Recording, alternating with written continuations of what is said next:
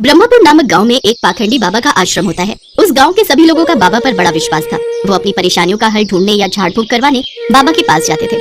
वो पाखंडी बाबा उन सीधे साधे लोगों को अंधविश्वास में फंसाकर उनसे पैसे ऐंठता रहता है। आयुष्मान भव। बाबा, मैं कई सालों से औलाद सुख के लिए तड़प रहा हूँ। मेरी शादी को 10 साल हो गए, लेकिन अभी तक मेरे घर बच्चे की किलकारियों से वंचित है। कृपा करके हमें कोई ऐसा रास्ता दिखाएं कि मेरी बीवी की सूनी गोद जल्द ही भर जाए। इसके लिए तुझे बकरी की बलि देनी होगी। बोल, तू तैयार है? लेकिन बलि देना तो पाप है ना बाबा। मूर्ख, अब तू तय करेगा कि क्या सही है और क्या गलत। इन्हें माफ कर दीजिएगा बाबा जी, इनसे भूल हो गई। हम बच्चे के लिए कुछ भी करेंगे, बलि भी देंगे। तो ठीक है, कल आश्रम में बलि चढ़ाने का महायज्ञ है। कल बकरी लेकर आ जाना। कल ही हम उसकी बलि देंगे और तुम्हें सारे कष्टों से छुटकारा मिल जाएगा। सुनो शिष्य, कल के महायज्ञ में बलि चढ़ाने के लिए एक बकरी का इंतजाम किया जाए। जो आ गया बाबा जी, हम अभी जाकर बकरी का इंतजाम करते हैं। लेकिन अगर आप बुरा न माने तो मैं क्या आपसे कुछ पूछ सकता हूँ बाबा जी? पूछो वत्स, क्या पूछना है? अपनी मनोकामना पूर्ण करने के लिए बकरी की बलि देने वाली बात मुझे कुछ समझ नहीं आई। क्या किसी की बलि देना जरूरी है? बलि देने से भगवान प्रसन्न होते हैं और हमारी सारी मनोकामना पूर्ण होती है। माफ करना बाबा जी, लेकिन आपकी इस बात से मैं सहमत नहीं हूँ। समस्त सृष्टि के जन्मदाता और मृत्युदाता तो ईश्वर है। फिर अबोध प्राणी की बलि लेकर आखिर वो कैसे प्रसन्न हो सकते हैं? और किसी की जान लेना तो पाप ही होता है ना बाबा जी। और किसी की जान लेकर कोई भी कामना पूर्ण नहीं होती। खामोश, तुम दोनों ये क्या अनाप शनाप बक रहे हो? मेरे आश्रम में तुम दोनों को मेरे जैसा महात्मा बनना है या नहीं? बनना है बाबा जी, बनना है। तो फिर जो मैं कहूँ उसका पालन करो। अब जाओ और बलि के लिए बकरी लेकर आओ। जी बाबा जी, जैसी आपकी आज्ञा। इसके बाद वो दोनों बलि के लिए बकरी खरीदने निकल पड़ते हैं। रास्ते में चलते चलते वो दोनों शिष्य आपस में बात करते हैं। रामू, बलि देने के लिए बकरी का इंतजाम करके हम दोनों कहीं किसी पाप के भागीदारी तो नहीं बनने जा रहे? श्यामू, मुझे भी यही लग रहा है। अपनी मनोकामना पूर्ण करने के लिए किसी निर्जीव की बलि देना ठीक बात नहीं है। तुम बिल्कुल ठीक कह रहे हो रामू, लेकिन हम कर भी क्या सकते हैं? बाबा जी से सिद्धि प्राप्त करने के लिए हमें अपना मुंह बंद रखना होगा। हाँ, और वो जो कहे उनकी बात को मानना होगा।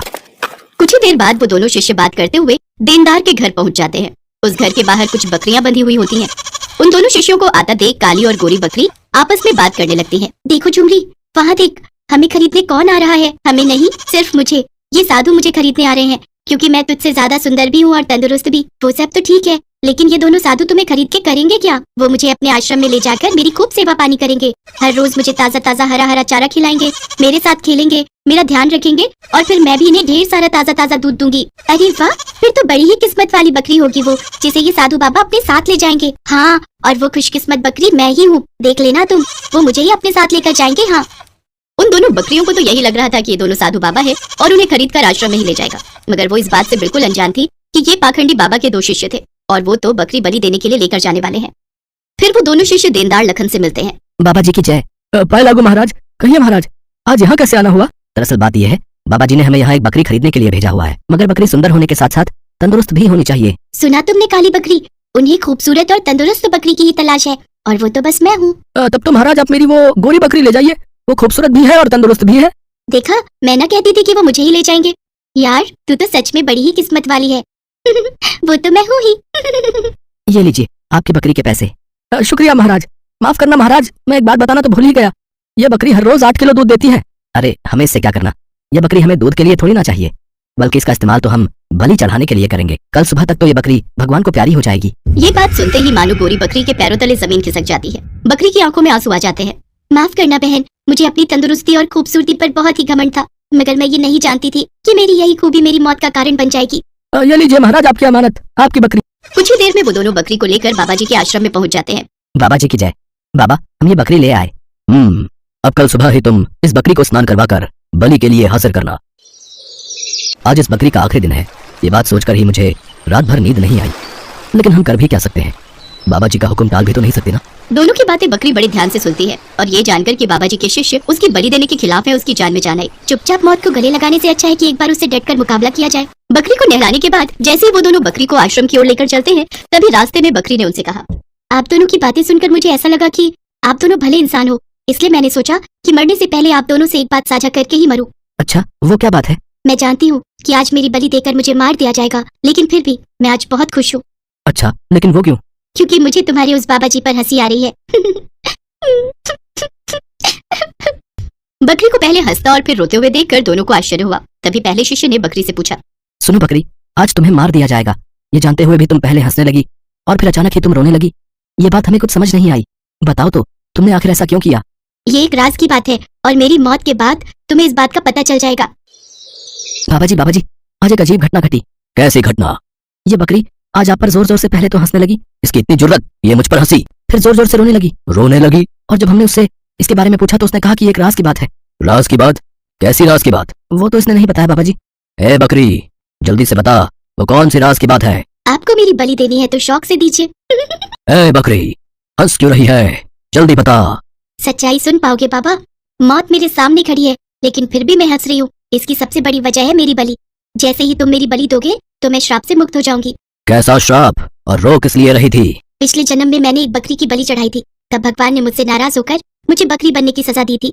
अब आप मेरी बलि दोगे तो आप श्रापित हो जाओगे। फिर अगले जन्म में मैं इंसान बन जाऊंगी और आप बकरी बन जाओगे। इसी वजह से मैं ये बात सोच सोच कर हंस रही हूँ। बकरी की बात सुनकर बाबा उसकी बातों में आ गया। उसे अपने अगले जन्म की चिंता सताने लगी। फिर बाबा ने कसम खाई कि वो कभी भी बकरी की बलि नहीं चढ़ाएगा। शिष्यों, आज से हमारे आश्रम में किसी भी तरह की बलि नहीं दी जाएगी। आज से ये बकरी हमारी प्रिय बकरी होगी। उसको साफ सुथरी जगह पर रखा जाए। हर रोज इसको ताजा ताजा चारा खिलाया जाए। इसको बाहर घुमाने लेकर जाओ और इसकी खूब सेवा पानी करो। ये अब मैं रोज ताजा ताजा दूध दूंगी। इस तरह उस चतुर बकरी ने मुश्किल समय में किस तरह अपनी अक्ल का इस्तेमाल करके अपनी जान बचाई और समाज को ये आदेश दिया कि मुश्किल घड़ी में हमें घबराना नहीं चाहिए। अपने साहस और चतुराई से हर मुश्किल का सामना डटकर करना। राजेश नाम का एक ऑटो वाला ऑटो चलाया करता था। उसकी बीवी शीतल और 7 साल का बेटा राजू था। वो अपने परिवार के साथ हंसी खुशी जिंदगी बसर कर रहे थे। अजी सुनती हो? हाँ आ रही हूँ अभी। देखो मैं तुम्हारे लिए क्या लेकर आया हूँ। हाँ बोलिए क्या हुआ और इस पैकेट में क्या है? खुद ही देख लो, ये लो खोलो। इसमें तो साड़ी है जी। हाँ पता है मुझे। ये साड़ी किसके लिए है? अरे मेरी प्यारी बीवी, ये तुम्हें दी है तो तुम्हारी हुई ना। ये तो बहुत प्यारी है पर इसकी क्या जरूरत थी? इतना तो हम पैसा बचा भी नहीं पाते। और ये फालतू के खर्चे क्यों किया आपने? अरे पगली, मैं वैसे भी तुझे कहाँ कुछ दे पाता हूँ। एक साड़ी ही तो है। तू कभी कुछ नहीं मांगती मुझसे। आज थोड़ा धंधे में मुनाफा हुआ तो सोचा आज तेरे लिए एक साड़ी ले चलता हूँ। बहुत दिन से तुझे कुछ दिया ही नहीं। मैं जानती हूँ हालातों को, तभी तो आपसे कुछ नहीं मांगती। चल अब ये बेकार की बातें बंद कर और इसे पहन कर दिखाओ। देखूं तो इसमें मेरी बीवी कितनी सुंदर दिखती है। शीतल साड़ी पहनने अंदर चली जाती है और थोड़ी देर में साड़ी पहनकर बाहर आती है। आहा, देखा साड़ी कितनी सुंदर लग रही है तुझ पर। ये रंग तुझ पर बहुत खिल रहा है। इसी तरह हंसी खुशी से दिन बीत रहे थे। अचानक से राजेश की पत्नी शीतल बीमार हो जाती है और डॉक्टर की फीस और दवाइयाँ देते देते राजेश को अपना ऑटो बेचना पड़ जाता है। अब तो मेरे पास पैसे भी खत्म हो गए और शीतल की तबीयत में कोई सुधार भी नहीं हो रहा। अब पैसे कहाँ से आएंगे? शीतल को इस हालत में नहीं देखा जाता। ऐसा करता हूँ, अपना ऑटो बेच देता हूँ। राजेश ये सोचकर अपने ऑटो लेकर एक दुकान पर पहुँचता है। भाई मुझे ये ऑटो बेचना है। क्यों भाई, इस ऑटो में कोई खराबी है? ऑटो में कोई परेशानी नहीं है। मुझे पैसों की सख्त जरूरत है। मेरी बीवी बहुत बीमार है और मुझे पैसों की जरूरत है, इसलिए मुझे ऑटो बेचना पड़ रहा है। अरे भाई, अगर ऑटो बेच दोगे तो घर का खर्चा कैसे चलाओगे? हाँ, पर बीवी की तबीयत भी तो देखनी है। उसकी दवाइयों के लिए मेरे पास पैसे नहीं है और मुझे कुछ समझ में नहीं आ रहा है कि अब क्या करूँ। अरे भाई, एक काम कर सकते हैं आप, ऑटो बेचकर एक रिक्शा ले लो, जिससे कुछ पैसे भी मिल जाएंगे और तुम घर चलाने के लिए रिक्शा भी ले लोगे। क्या समझे? बात तो तुम सही कह रहे हो भाई। राजेश बात मान जाता है। राजेश ऑटो बेचकर एक रिक्शा ले लेता है और दिन रात उस पर मेहनत करता है। वहाँ राजेश की पत्नी की तबीयत अचानक खराब हो जाती है और वो उसे हॉस्पिटल लेकर जाता है। डॉक्टर साहब, मेरी पत्नी को एक बार देख लीजिए, उसकी तबीयत बहुत खराब है। ठीक है, इसे मेरे केबिन में लेकर आओ। राजेश शीतल को डॉक्टर के केबिन में लेकर जाता है। इनकी तबीयत बहुत खराब है, आप ये इंजेक्शन जल्दी से लेकर आइए, वरना मैं कुछ नहीं कर पाऊंगा। राजेश के पास पैसे नहीं थे। थोड़े से पैसे लेकर राजेश दवाई की दुकान पर जाता है और इंजेक्शन लेने के लिए पैसे देता है। इनमें 10 रुपए कम है। भाई मुझे इंजेक्शन दे दो, मेरी बीवी की तबीयत बहुत खराब है। पहले 10 रुपए लेकर आओ प्लीज, मुझे ये इंजेक्शन दे दो, नहीं तो मेरी बीवी मर जाएगी। भाई मेरे पास यही पैसे हैं और मुझे इंजेक्शन की बहुत जरूरत है। राजेश उसी दुकान के सामने रोने लग जाता है। उस दुकान वाले से रोते रोते अपनी बीवी के लिए इंजेक्शन मांग रहा होता है, लेकिन वो दुकान वाला बहुत लालची था। वो राजेश को वहाँ से भगा देता है। अरे कुछ भी करो, मुझे 10 रुपए दो तभी इंजेक्शन मिलेगा, वरना निकलो यहाँ से। राजेश बिना इंजेक्शन के ही वापस आ जाता है और उसकी बीवी का देहांत हो जाता है। राजेश अपने बेटे के साथ रहने लगता है। उधर दुकानदार, जिसका नाम विपिन था, जहाँ राजेश के पास पैसे ना होने पर उसने राजेश को धक्का देकर भगा दिया था। वो एक बहुत ही लालची दुकानदार था। वो दवाइयों से बहुत पैसा कमाता था, इसीलिए उसने अपनी बहुत जायदाद कर ली थी। आजकल धंधे में बहुत कमाई हो रही है, हर माल में मुनाफा हो रहा है। अब एक काम करता हूँ कि एक प्लॉट और ले लेता हूँ। हाँ। विपिन घर पहुँचता है और प्लॉट लेने की सोचता है। पापा पापा। तभी विपिन को अपने बेटे की आवाज सुनाई देती है और भाग कर जाता है तो देखता है कि उसका बेटा जमीन पर बेहोश पड़ा है। वो अपने बेटे को लेकर अस्पताल पहुँचता है। अब डॉक्टर साहब देखो, अब मेरे बेटे को क्या हो गया है? ये बेहोश कैसे हो गया? पता नहीं, जब मैं इसके पास गया तो ये बेहोश पड़ा हुआ था। मुझे इसका चेकअप करना होगा। डॉक्टर उसका चेकअप करता है तो वो विपिन को बताता है। अब क्या हुआ डॉक्टर, मेरा बेटा ठीक तो है? नहीं। क्या हुआ डॉक्टर, आप जरा तसल्ली रखें। अब क्या बात है डॉक्टर साहब, ऐसा आप क्यों कह रहे हैं? मुझे बहुत दुख के साथ कहना पड़ रहा है कि आपके बेटे को कैंसर है। विपिन के पैरों तले जमीन खिसक जाती है और अब संभालिए अपने आप को। ये क्या कह रहे हो डॉक्टर साहब? ऐसा कैसे हो गया? ये सच है विपिन जी। अब क्या कर सकते हैं? मेरा बेटा ठीक तो हो जाएगा ना? हाँ, उसके लिए कुछ महंगी दवाइयाँ जरूरी हैं और कुछ टाइम इलाज करना पड़ेगा और आपको थोड़ा सब्र रखना पड़ेगा। विपिन अपने बेटे का इलाज करवाना शुरू कर देता है। इस इलाज में बहुत पैसा लगाता है पर उसका बेटा ठीक नहीं होता। एक दिन उसके बेटे की तबीयत ज्यादा खराब हो जाती है तो डॉक्टर उसे दवाई लेने के लिए भेजते हैं। जैसे ही दवाइयों की दुकान पर जाता है, दवाई मांगता है। अब भाई मुझे ये दवाई जल्दी से दे दो। ये दवाई तो बहुत महंगी है, क्या तुम्हारे पास इतने पैसे हैं? विपिन अपनी सारी जमीन जायदाद गंवा चुका था उसके इलाज में। अब उसके पास कुछ भी नहीं था, सिर्फ चंद रुपयों के अलावा। वो अपने सारे पैसे उसको दिखाता है और कहता है कि मेरे पास ज्यादा नहीं है, बस यही रुपए हैं। इतने में दवाई नहीं आएगी, 100 रुपए और चाहिए। पर भाई मेरे पास इतने ही पैसे हैं तो दवाई नहीं मिलेगी। जाओ और पैसे लेकर आओ, जाओ। मेरा बेटा बहुत बीमार है, मैं आपके 100 रुपए जल्दी ही चुका दूंगा। चलो हटो, निकलो यहाँ से, पहले 100 रुपए लेकर आओ। तुम्हारे जैसे रोज आते हैं, चलो भागो यहाँ से गरीब कहीं के। विपिन को पता था कि ये दवाई बहुत सस्ती है और दुकानदार इसे बहुत महंगी बेच रहा है। विपिन उस दुकान वाले से रो रो कर दवाई मांगने लगता है और तभी उसको वो दिन याद आता है जब उसने भी किसी जरूरतमंद को सिर्फ 10 रुपए के लिए दवाई नहीं दी थी। वो अपनी गलती मानता है और समझ जाता है कि करनी का फल तो भुगतना ही पड़ता है और विपिन बहुत रोता है। तभी दुकान वाला विपिन की हालत देख उसके पास आता है और उसको दवाई दे देता है। विपिन को दवाई के कारण अब बहुत देर हो चुकी होती है। अब कुछ देर में अस्पताल नहीं पहुंचा तो उसके बेटे का बचना मुश्किल था। विपिन भागते हुए जाने लगता है लेकिन उसे पता था कि वो ऐसे नहीं पहुंच पाएगा। इसलिए कई लोगों से अस्पताल छोड़ने को कहता है लेकिन उसके पास पैसे ना होने पर कोई भी उसको अपनी गाड़ी में नहीं बिठाता। अगर मैं जल्दी ही अस्पताल नहीं पहुंचा तो मेरा बेटा। जब वो जा रहा होता है तो उसे ठोकर लगती है और वो गिरने लगता है। तभी एक रिक्शे वाला उसे आकर थाम लेता है। वो वही रिक्शे वाला होता है जिसको दवाई देने के लिए विपिन ने मना कर दिया था, लेकिन फिर भी वो अपने रिक्शे में विपिन को बिठा लेता है और पूछता है, भाई तुम्हें कहाँ छोड़ दूं? मेरा बेटा अस्पताल में है, मुझे वहाँ जल्दी पहुँचना है, लेकिन मेरे पास पैसे नहीं है। कोई बात नहीं, आप परेशान ना हो, सब ठीक हो जाएगा।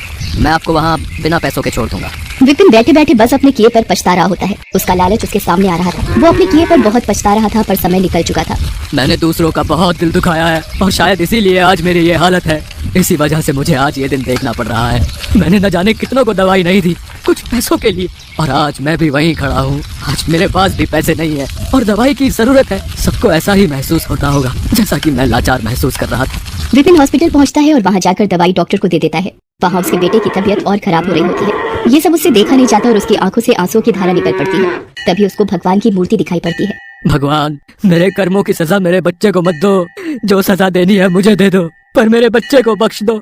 और ये कहकर वो फूट फूट कर रोने लगता है। तभी डॉक्टर वहां आते हैं और बताते हैं कि उनका बेटा अब ठीक है।